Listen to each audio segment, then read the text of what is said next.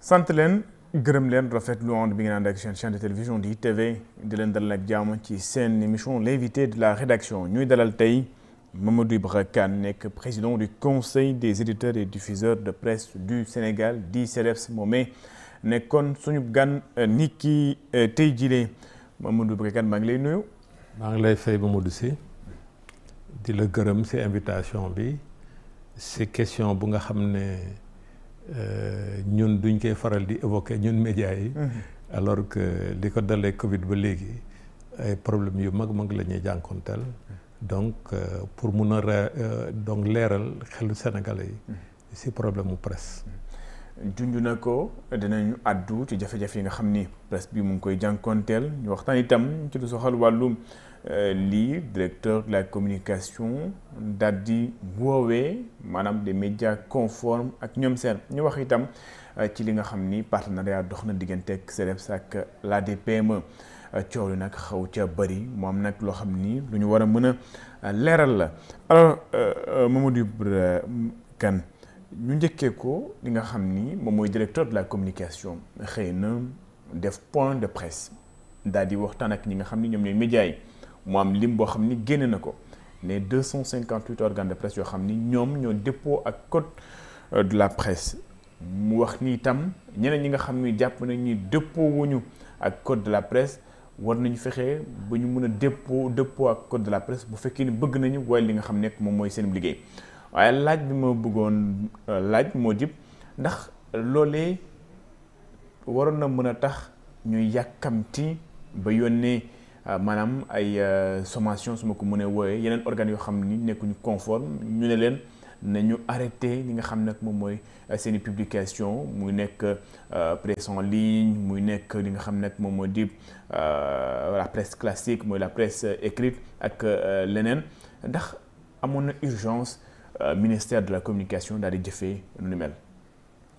waaw maa ngi lay gërëm ci question bi lu mooy jëkk a wax mooy suñu ministre de la communication daf ñu tàmmal li tubaab di woowe tâtonnement. mu ngi mel ni mbir mi daal dafa leerul ci boppam sax. moo tax mu feeñ ci action yi nga xam ne moom la jël. affaire bi mu ngi commencé bu ministère de la communication génnee benn liste moom mu tuddee ko liste des médias officiellement reconnus par l'État du Sénégal. coow li jib moom ci boppam ministre de la communication wax ne dafa am njumte ci biir liste bi dina génneewaat beneen liste mu génnee ñaareelu liste bi mu changé nu mu ko tuddee mu tuddee ko média conforme au code de la presse. mais ci fan yooyu yéen a ngi fàttaliku am na ay site internet yu siiw fii ci réew mi bokkuñu woon ci liste boobu liste de 258 médias ba ñi nga xam ne ñoo nekk ci presse en ligne génnee seen communiqué ne am na 8 médias en ligne yi nga xam ne bokkuñu woon ci liste des 258 mais dugalaat nañ leen parce que dañu rencontrer le directeur de la communication. mais ba bés bi ñuy wax nii amul benn liste bu nga xam ne officielle où ministère de la communication dafa génnee 258 médias yu mu jëkk a wax ne ñoo conforme au code de la presse dugal ci les 8 médias. donc fu mu nekk nii nous sommes dans l'expectative maanaam ñu ngi xaar rek xamuñu lan lay ëllëg di jur. problème bi mooy Sénégal amul loi bu nga xam ne moom moo digal ne ministre de la communication mooy wax ban média moo officiel walla déet. mooy liste bu njëkk bi ma la wax. donc bu ñu ko wanee ne moom gis-gisam ci mbirum presse vraiment sukkandiku ko fenn maanaam dafa incompétent ci matière presse mu ëlbatiku ne média dit conforme au code de la presse loolu tamit amul benn loi wu Sénégal bu digal ne ay médias dañu war a conforme walla déet. problème bi mooy constitution bu Sénégal moo may sañ-sañ bépp citoyen même boo dul sénégalais sax mais nga dëkk Sénégal mën nga créer sa média bu fekkee ne média presse écrite la sa sañ-sañ rek la du sañ-sañu keneen c'est-à-dire du autorité politique ku mel ni ministre Sénégal même président de la République mënul wax ne média bii dafa officiel wala officielul donc loolu yoon moo ko may bépp citoyen pour garantir la liberté de presse mu def ne même bu amee changement de régime dégg nga nouveau gouvernant yi du ñu mun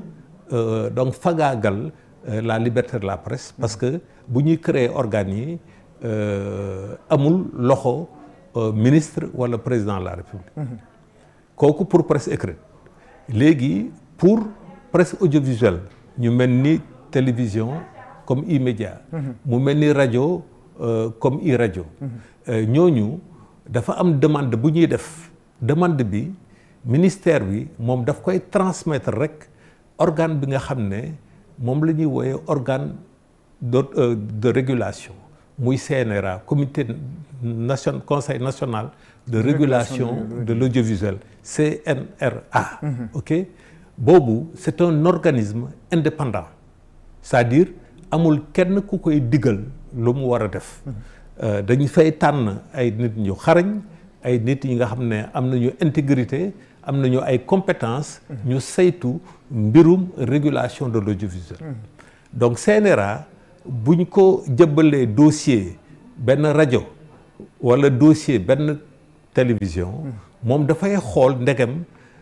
condition yi nga xam ne yoon loolu la laaj pour ñu samp rajo wala ñu samp télé ndegem méngale na ak dossier buñ ko jox bu fekkee ne dossier bi conforme na dégg nga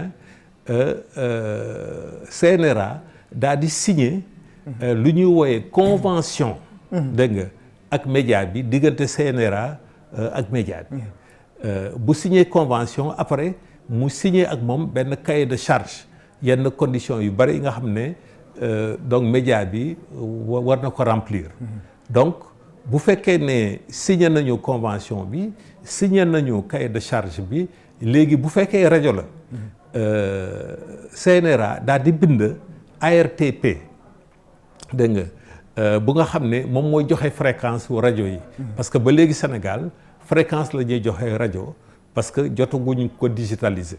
donc mu jox la yow yaay maa ngi inventé benn affaire 1000.5 par exemple ñu ne nouveau média bi fréquence boobu lañ ko jox bu fekkee télévision la dañ koy jox li nga xam ne mooy chaîne benn numéro chaîne sur la TNT TNT mooy télévision nationale donc terrestre donc loolu mooy audiovisuel bi muy rajo wala télé si dogalu rek CNRA moom la ñu mën a wax ne rajo bi existe na wala télévision bi existe na maanaam ministère bi laalewu ci taqewu ci laalewu si taxawu si c'est-à-dire que encore une fois il faut ñu xam ne constitution Sénégal dafa fexe ba régime bu bees bu ñëwee mu bañ a naxasal la liberté de la presse donc ñu tegg ci loxo alors ministère de la communication dafa xëy saisir direction li nga xam ni moom mooy la DST mu daal di koy saisir yónnee des sommations daal di sàkku ci médias yi ñu daal di bàyyi li nga xam ne moom mooy lu ñuy diffuser muy chaîne YouTube muy sax yenn ci ay télé muy ñi nga xam ni ñoom ñooy presse écrite bi ndax itam loolee dogal boobu d'abord bu CDEPS bi ko yégee ban jàngat la njëkk am ci wàllu woowee. waaw jàngat bi ñu am mooy vraiment dañuy ñaawlu ministère bi nga xam ne dafa am solo ci réew mi muy ministère de la communication ministère bi nga xam ne depuis bu mu toogee ba léegi ëpp na at violation de la loi rek la fi nekk comme ni ma la ko waxee sànq dafa am ay loi yu tëral ne yoonu autorité politique mënul dugg ci création wala autorisation média donc ministère bi dañu jékki-jékki le jeudi ñu convoqué ay responsables de médias ne dem leen uyu la direction de la sécurité du territoire bu ñu demee uyu direction de la sécurité du territoire mooy police dégg nga police daal di leen di notifier benn arrêté bu nga xam ne ministre bi moo ko jël bu nga xam ne foofu la police sukkandiku pour notifier la cessation de parution wala de diffusion. D'accord. Donc bu ñu yégee loolu ñu xam ne suñu ministre bi dafay ragal sax moom lu muy def parce que arrêté bi mu jël mu ngi daté du 22 avril 2025. Convocation bi mu ngi daté du 25 avril 2025 donc toog na ñetti fan te képp kuy média fii ci Sénégal képp kuy n'importe quel autre mode de diffusion muy journal officiel wala leneen amul fenn fu ñu wax ne ministre bi jël na arrêté portant cessation de diffusion d'un média donc vraiment mu ngi mel ni sax day làqatu mu ngi mel ni sax moom disons wóoluwul boppam wóoluwul disons njàngam donc média ki arrêté boobu dafa illégal mais lu gën a garaaw mooy ñu instrumentaliser la police pour mu wax dogalu ministre de la communication ne dañu war a am cessation d'activité immédiate vraiment mu ngi mel ni nekkatuñu Sénégal mu ngi mel ni ci benn monarchie lañu nekk walla ci benn dictature donc loolu ministre bi il faut que ñu bàyyi ci xel c'est un crime économique parce que yow constitution du Sénégal mais la liberté d'entreprendre quel que soit le secteur constitution du Sénégal mais nga créer sa média benn autorité parce que moom moo am doole di jaay doole sénégalais yi ne da ngay tëj sa entreprise ci saa si loolaa tax mu ne ma ne crime économique la parce que yow yaa ngi am ay employés yow yaa ngi yaakaar ci activité bi nga xam ne moom nga am dégg nga fale jóge rek kooku amul fenn fu ñu ko bind fii Sénégal bu dul les cours et tribunaux wala la police en flagrant délit dégg nga ñu ne la nga cesser sa activité donc suñu ministre bi vraiment lu dul tumuranke bu mu indi dans le secteur de la presse lu dul violation de la loi bu mu indi dans le secteur de la presse vraiment indiwu fi dara li nga xam ne mun na disons mun na ko bàkkoo te mun na disons mun nekk lu baax dans le secteur de la presse. Alors gisoon nañ ni SADEPS defoon na benn recours ci Cour suprême attaqué arrêté bi nga xam ni moom jëloon na ko par rapport à la conformité ou non des organes de presse au Sénégal arrêté boobee fuñ ci toll ndax Cour suprême wax na ci am déet. waaw xam nga comme ni ñuy faral di wax justice dafa am son propre agenda. Donc bi ministre jëlee arrêté portant création d'une plateforme d'enregistrement des entreprises de presse dañ ko attaqué au niveau de la Cour suprême recours en annulation en inconstitutionnalité en illégalité mu jëlaat beneen arrêté portant création d'une commission de validation des entreprises de presse boobu tamit ñu attaqué ko parce que disons ministre amul commission bu muy samp wala bu mu dul samp dégg nga pour la validité su ma amee suma entreprise ma dem enregistrer ko muy secteur u bâtiment muy secteur agriculture muy secteur pêche bépp secteur bu munti nekk su ma rempliree condition d'enregistrement entreprise de presse comme ni ko acte uniforme de l'ADA waxee comme ni ko code des obligations civiles et commerciales waxee comme ni ko code du travail waxee amul benn ministre dégg nga amul benn autorité administrative bu ma mën a tere ma créer suma entreprise y compris le président de la République. D'accord. boole si ñaareel bi bu fekkee ne man suma entreprise secteur presse laa ko créer mun naa ko créer te dogalu ministre du si nekk dogalu président de la République du si nekk donc loolu moo tax ñu attaqué aussi acte boobu donc arrêté boobu et malheureusement nag ba léegi Cour suprême ne s'est pas prononcé mais moo tax bi yoon bi ñu amee arrêté bi nga xam ne moom la ministre bi jël. ba pare mu am une notification de cessation immédiate de diffusion d'activité. Donc ñu attaqué ko si ñaari yoon. benn bi en référé parce que décision bu nga xam ne. arrêté bu nga xam ne dafay indi cessation d'activité immédiate. Vraiment lorange bu muy indi si entreprise bi si travailleurs yi si activité économique ñu koy méngale ak un crime économique ñu ne loolu il faut que ñu dugal une action en référé pour que juge bi dise le droit yoon may na juge bi mu am 48 heures balaa muy prononcé wu mais comme vendredi lañ ko déposé woon dañuy yaakaar ne lundi tey ak mardi mooy 48 heures yi et am nañu yaakaar ne le mercredi dinañ am la décision de justice ba pare ñu introduire ñaareelu acte bi sur le fond par rapport à l'arrêté portant cessation de diffusion des différents médias bi nga xam ne ministre bi jël na ko en date du 22 avril 2025. D'accord. Alors est-ce à dire également que dialogue bi nga xam ni moo waroon dox diggante ak les acteurs de la presse ak ministère des communications dialogue boobee amu fa. waaw xam nga ñun man ak yow ay journalistes simple lañu. ay citoyens simple lañu. dafa am ñu ñuy ilif dafa am ku ilif réew mi bu nga xam ne sénégalais yi ñoo ko jox confiance. mu am légitimité. moom mu jël dogal former son gouvernement. nommer premier ministre nommer ay ministres. ministres yooyu ñun ñi nga xam ne ñun ñoo nekk dans le secteur de la presse. moom moo ñu ilif mooy suñu kilifa. donc ñun bind nañu président de la république. di ko ñaan audience. ba léegi dégg nga amuñu tontu même tontu sax ne. jot naa dinaa xool ba jamono neexee mun naam dinaa leen convoquer. même loolu sax c'est-à-dire élégance républicaine boobu sax. nouveau régime bi amu ko. ok ba pare moom bi ñu defee la journée sans presse. mu woon defe naa su ma juumul le 12 août 2024. ëllëg sa mu am conseil des ministres le 13 août 2024 mu daal di woote au dialogue rénové.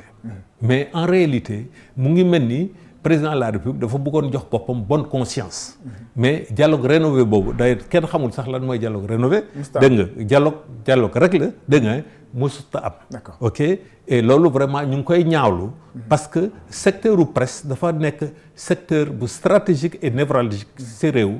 te secteur boobu bu nekkee ci ndóol. dégg nga ndóol boobu baaxul pour la démocratie baaxul pour la stabilité politique et sociale donc président de la république mun nañu may nopp walla mu ne ministre yi nga xam ne ñoom la fal. moom moo leen fal que ñu daal di entrer en contact avec le secteur des médias. mais loolu amul ba léegi. alors li nga xam ni moom mooy dafa am lu dox digganteeg ADPME di structure bi nga xam ni nguuru Sénégal moo ko taxawal ak CDEPS mooy kuréel bi nga jiite ñuy dégg ñu ne wàllum financement ñu ne wàllum koppar ñu ne am na sax fukk ak ñaari médias yoo xam ni daanaka jébbal nañ leen wala boog dinañ leen jébbal ay koppar boo doon dikkaat ci loolu d'abord partenariat bi lan lay tekki diggante ak CDEPS ak ADPM. waaw di nga ma may ma fàttali mbir mi nu mu demee. dafa am ndóol bu nga xam ne mu ngi commencé ak Covid-19. État du Sénégal jël un fonds Covid de 1000 milliards. ñu ne ñu jagleel ko les entreprises en difficulté. parce que jamono boobu. boo leen koy fàttaliku dara doxul nit ñi daaw ñoon génn sax seen kër. tout à fait asamaan liggéey yi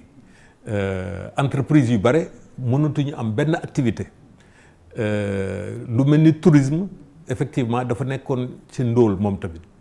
donc état bi ne dinaa jël fonds de 1000 milliards de francs CFA ma jagleel ko entreprise yooyu.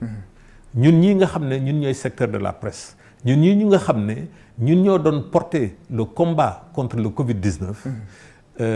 suñu journaux yëpp dégg nga suñu télévision yëpp suñu rajo yëpp suñu site internet yëpp uniquement Covid rek lañ doon wax pour wax sénégalais naka la ñuy sàmm seen bopp contre cette pandémie là. ñun jotuñu 15 ci fonds Covid yooyu. d'accord ñu ne nag ñun mënuñu toog di seetaan ba ñuy dee nànk-nànk. donc il faut que ñu xool yeneen structures yi nga xam ne dinañu mun a financer le secteur de la presse parce que secteur de la presse waruñu ko seetaan mu disparaître. muy fii ci biir Sénégal ak ci bitim réew. biir Sénégal pour ay structures yi nga xam ne dañuy am un encadrement du secteur wala muy bitim réew muy fii pour ñu financer le secteur de la presse donc am na ay waxtaan yu bare ñu am ak différentes structures ak différents bailleurs ak benn structure bu nga xam ne c'est une structure une agence d'exécution de l'État du Sénégal bu nga xam ne ci ministère du commerce sax la dépendre donc ñoom dañu am ay fonds yu nga xam ne bailleurs de fonds internationaux yi ñoom ñoo leen ko jox du mel ni Banque mondiale à travers un programme bu ñu wooyee ETER ak Banque africaine de développement un programme bu ñu wooyee PACE donc pour ñu dimbali entreprises Sénégal yi surtout par rapport aux conséquences du Covid. Tout à fait. donc ñun si la ñu jegee ADPME bu ñuy dem si ADPME boobu gouvernement bu bees bi sax toogul boobu sax amul woon sax ngay wax parce que ñu ngi ko njëkkee à partir d'octobre 2023. D'accord. ok donc fonds bu nga xam ne xaalisu Sénégal nekku si xaalisu Banque mondiale la ak Banque africaine de développement te buñ koy door boobu président Diomaye kenn faloogu ko woon kenn xamul woon ne sax kan mooy nekk président bu Sénégal. financement la wala koppar yoo xam ne dañ leen koy jébal après ngeen delloo ko. non subvention la. subvention la. mais subvention bi. comme dañu nekk ci ay jafe-jafe. maanaam jafe-jafe yu nga xam ne existence même entreprise bi moo nekkoon en danger. donc législation Sénégal dafa prévoir. lu ñuy wooyee ay mesures de sauvegarde pour que entreprise bi ay créanciers am ñu bañ ko yóbbu justice ba ñu def ko liquidation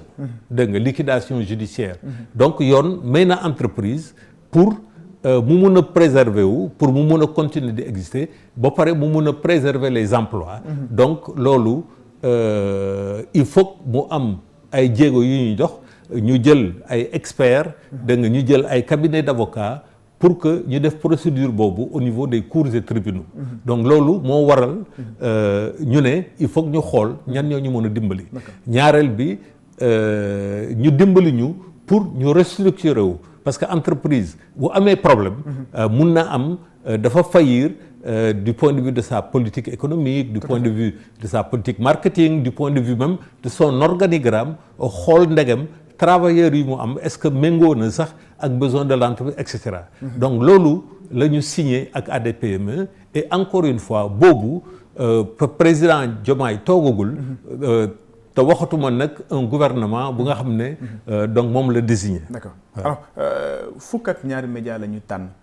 lan moo nekkoon critère de sélection bi ba ñu démarrer ak les 12 entreprises. waaw en réalité fukki ak ñett la. man mi nga xam ne maa jiite donc Africom ma am ay problème dama man maa jëkk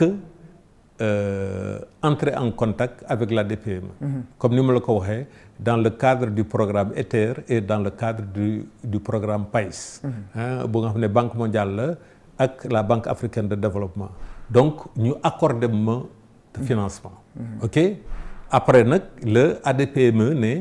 effectivement seen secteur bi yëpp moo am problème fekk yow yaa jiite patronat bi kaay ñu liggéey da nga ñu xool naka la ñuy dimbalee le secteur donc ci la ñu commencé di waxtaan ak ADPME ba samedi ñu signé benn convention bu nga xam ne dafa concerner en plus man suma entreprise mu concerner 12 autres entreprises bu nga xam ne ñoom beneen programme lañ ko jël te programme bu nga xam ne bu ngi jógee sur les financements de la Banque africaine de développement mais financement bi muy demee oui voilà financement bi du xaalis teew d'accord xobet la ñuy jox entreprise d'abord pour ñu mun la sélectionner il faut nga indi ay firnde si sa état financier xam nga état financier maanaam at bu jot te entreprise bu nekk quel que soit le secteur rawatina nag dans le secteur de la presse il faut nga jébbal impôt say état financier bu nga xam ne dañ ko certifié ay experts ñoo koy certifié ak yeneen document comme quoi yaa ngi exister en tant qu'entreprise registre de commerce yaa ngi fay l'impôt avec un numéro d'identité fiscale mooy NINEA ak yeneen ok am nga compte bancaire ba nga xam ne normal patata et cetera donc loolu moom lay ADPME di sukkandiku xool yow negem éligible nga si financement bi si subvention d'accord mais comme ni ma la ko waxee subvention la mais du xaalis xobet da nga soxla cabinet d'experts comptables bu nga xam ne ils sont agréés am nañu compétence pour def liggéey boobu da nga war a am un avocat bu nga xam ne moom mooy dugal la requête au niveau du tribunal du commerce que di nga am un conciliateur bu nga xam ne le juge donc du tribunal du commerce moo koy désigner pour mu saytu sa activité donc yow xaalis boobu déedéet kii la rek subvention la kenn du wax nga fay ko mais 100% yi 75% mooy li nga xam ne Banque africaine de développement si la lay dimbali dégg nga mais 25% yow entreprise yow yaa koy dajale yow yaa koy jëkk a joxe pour ñu mun la jox 75% yi donc du xaalis xobet dégg naa ay syndicats yi di wax ne nañ jël xaalis boobu fay leen mais entreprise bi si boppam du gis xaalis boobu sax d'accord ndax versé nañ ko am déet comment maanaam ndax mbir mi dañ naan subvention ndax entreprise yooyu commencé nañ jot subvention yi am déet. bon d'abord comme ni ma la ko waxee du entreprise bi lañ koy jox. d'accord dégg nga dañ koy pour fay ñi nga xam ne ñoom ñooy def liggéey bi. pour entreprise bi. donc fu mu nekk nii entreprise yu bare même bu dee 25% rek la. c'est-à-dire nga jël ñeenti part benn part rek les entreprises de presse mais dañu toll si ndóol bu nga xam ne pour dajale. 25%. Donc 25% yooyu sax problème la. D'accord alors balaa ñu may wax ni lu ñu dese ci waxtu bëreetul balaa ñu wax ci wàllum compte bancaire média yi comme que ñu ngi ci wax nga ko sànq Africom sa entreprise ci la bokk Stade ak sunu lamb du ma mën a toog fekk laajuma ko dañ ko taxawaloon tuuti ba seet fu muy jëm ñuy samp laaj ne. kañ lañu war a reprendre kañ la ñu nar a gisaat suñu lamb ak Stade ci li nga xam ne moom mooy une. waaw Stade ak suñu lamb ñu ngi arrêté seen parution le 3 août 2024. Parce que Stade ak suñu lamb amoon nañu lectorat. Stade ak suñu lamb ñoom ñooy 2e et 4e tirage de l'ensemble de la presse sénégalaise ñi nga xam ne ñu ngi génn sur support papier. ñu ngi toll woon jamono boobu ci 29 journaux yu nga xam ne support papier chaque jour dañu daan génn mais charge yi journal buy jar 100 francs charge yi dañoo bare fekk dans le même temps publicité bi nga xam ne dañ ko daan am au niveau des annonceurs benn bi annonceurs yi ci seen bopp ont subi les contre-coups du Covid-19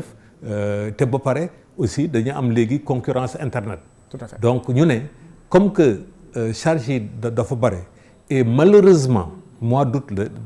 malheureusement gisuñu si nouveau régime bi nekk en place ay mécanismes bu nga xam ne dina si dimbali presse bi la preuve c'est que ba tey jii plus d'un an après la mise en place du nouveau régime dégg nga amul 15 bu nga xam ne jóge na si état bi dem vers les entreprises de presse même lu ñu voté woon dans le budget 2024. le fonds d'appui et de développement de la presse nouveau régime bi daf ko nekk parce que pour moom médias yi fi amoon yëpp dañ doon jàppale ancien régime bi. donc moom dina fexe donc fagaagal leen donc loolu ñu xool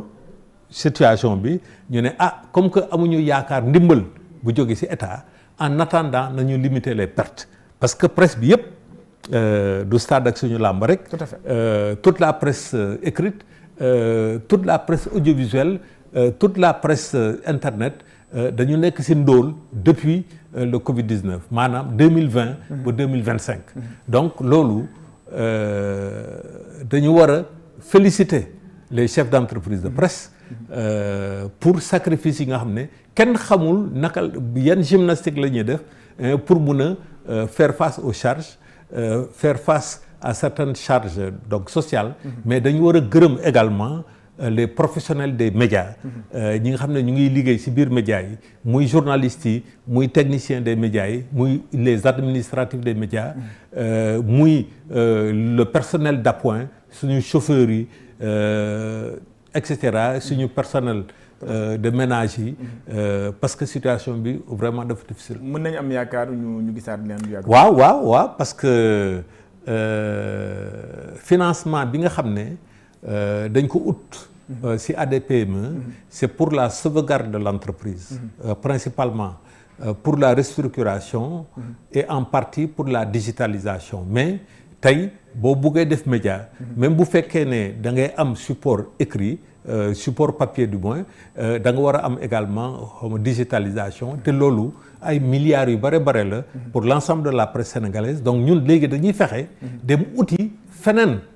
fu dul état du Sénégal parce que jamono bii ñu tollu état du Sénégal dafa bëgg a étouffer la presse privée ñu am ay moyens yi nga xam ne dinañ mën a vendre la presse sénégalaise pas seulement au Sénégal mais dans le monde te am nañu yaakaar ne presse sénégalaise am na ay compétences am na ay journalistes yu xarañ am nañu ay techniciens des médias yu xarañ nga xam ne dinañ mën a jaay la presse sénégalaise au niveau international. D'accord. mu nekk xëy na laaj bu mujj compte bancaire entreprise de presse yi ba léegi dañ kaa téye wala dañ koo bàyyi. amoon na jamono li ko dalee avril ba 26 novembre 2024 dañu bloqué woon compte bancaire yi mais discussion yi doon am avec les autorités et particulièrement avec l'ancien directeur général des impôts et domaines ñu fexewoon bu ñu débloquer les comptes bancaires mais teewul tey am na ay entreprises yu bari yi nga xam ne seen compte dañ ko bloqué waat parce que donc impôt moo leen di topp ba léegi. D'accord. Mais ce qui est encore pire c'est que le secteur des médias ay jafe-jafe rek la ñu am avec le nouveau régime tey am na ay télévision yu bari yi nga xam ne kenn diffusé tur leen sur la TNT mu ngi mel ni suñu nouveau régime bi au lieu que moo xam ne presse bi moom moo ñu dimbali bu ñu am ñetti alternance politique moo ñu dimbali bu ñu am la stabilité politique et sociale presse bi nga xam ne moom moo war a porter baatu Sénégal fépp ci Sénégal dans la sous-région et dans le monde ñun suñu gouvernants yi li ko dalee Senghor ba léegi dañuy yaakaar ne presse bi ay adversaire politique la. Tout à fait. te gis-gis boobu nag mooy gis-gis sous-développé intellectuel xamuñu ne presse bi moom moo ñu mën a indi ay ndam y compris dans le cadre de la souveraineté. sant ko gërëm ko moom Momody Boubacar Kane nekk président du conseil des éditeurs et diffuseurs de presse du Sénégal nekkoon suñu gan seen émission l'invité de la rédaction waxtu wi jeex na ma bàyyi la nga daal di tàggatoo. waaw damay tàggatu d'abord di gërëm di la gërëm yow Mamadou Sy di gërëm sa maison de presse bi buy E-Media Invest di gërëm sa télévision bi di lancer un appel aux Sénégalais ñun ay doomi réew mi lañu mun nañu liggéey ci beneen secteur bu dul secteur de la presse ñun bu ñu liggéey secteur de la presse citoyen sénégalais bi lañ fi nekkal ñun nekkaluñu fi un régime nekkaluñu fi un président de la République nekkaluñu fi un ministre ñun sénégalais yi lañ fi nekkal te fu mu nekk nii nag presse sénégalaise dafa jonkonteel ay problèmes yu gën a tar que yu mu doon am sous la première alternance politique. D'accord. Sous la deuxième alternance politique tey mu ngi mel ni violation de la liberté de la presse si nguuru président Bassirou Diomaye Diakhar Faye la troisième alternance politique la gën a tar que sous les précédentes alternances mu ngi mel ni Sénégal dañu am malédiction de l'alternance politique. Alternance politique avancement la mais saa yu amee nguur gu bees gu toog lu mu njëkk a def naka lay kàcciri naka lay étouffer la presse privée. Donc ñun suñu combat la oui parce que ñu ngi ci secteur bi mais c'est le combat du citoyen, le combat des syndicats, le combat des partis politiques pour ñu fexe suñu état de droit mu mun a am ay mécanismes yi nga xam ne dina ko défendre ba nguur gu bees gu ñëw du ko ñemee wala du am moyen pour teggi ko. sant ko gërëm ko moom Mamadou Ibra Kane nekk président du CDEPS du conseil des éditeurs et diffuseurs de presse. Seen émission l'invité de la rédaction jeex na dinañ jox dig daje ci beneen numéro ak beneen gan. Jaa ngeen jëf.